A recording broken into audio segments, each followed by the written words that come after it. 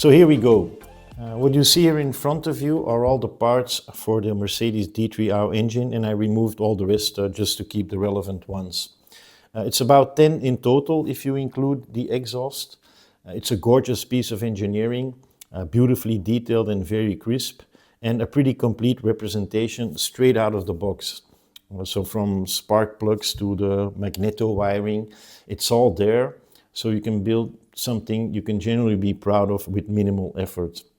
Of course, some very fine wiring and piping are not there, but that's more a matter of technical limitation rather than oversight. And look at it, for you perfectionists out there, it gives you some room to stretch the boundaries even further. Why 10 parts?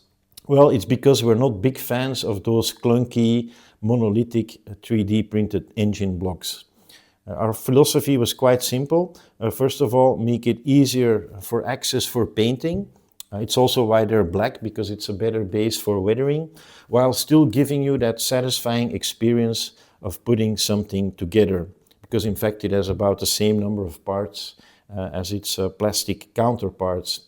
And it goes remarkably smooth because most of it is Gothaforce, so you can snap it together without glue. Now, the bigger parts you'll find at the bottom, on the first floor, whereas the smaller ones are on the fourth floor. And now, while I'm looking at it, I think in the future we're gonna laser cut some floor numbers so that makes it easier. So here you'll find the two crankcase halves. Then here is the cylinder block with the overhead valve gear, and you'll see that the flash rails are integrated. Now there are some little cutouts here, which is not relevant for Lodge, but for example for Buchner, that includes additional gun sights. And then for the smaller ones, we've put them into blocks, so it reduces the risk of the carpet monster or the foam monster.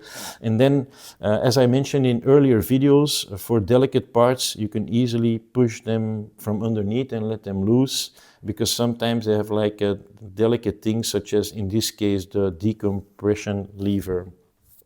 Now what you'll also find is that these cutouts are quite handy as placeholders during assembly.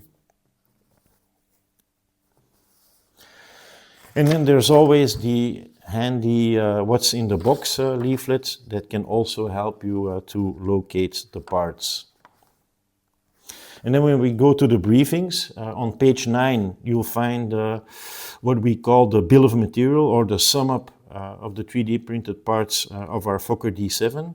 And you will see a kind of a qualitative indication of the complexity of support removal and cleanup, ranging from easy to a bit tricky, with a color-coded system. And in the extended PDF, where you will find the parts including the supports, because the briefings do not include that to keep it simple, you will see the same logic applied. So a tricky part has red supports, an easy one has green ones, so you immediately know what you're dealing with. And then finally on page 12 and 13 of our briefings, they offer both a look of the finished engine with color and decal guidance, and then the step-by-step assembly guide. Now on the colors, you'll see that they're rather qualitative. Instead of tying them to specific brand codes, that's intentional, because it keeps the briefings future-proof as brands or lines of paint evolve.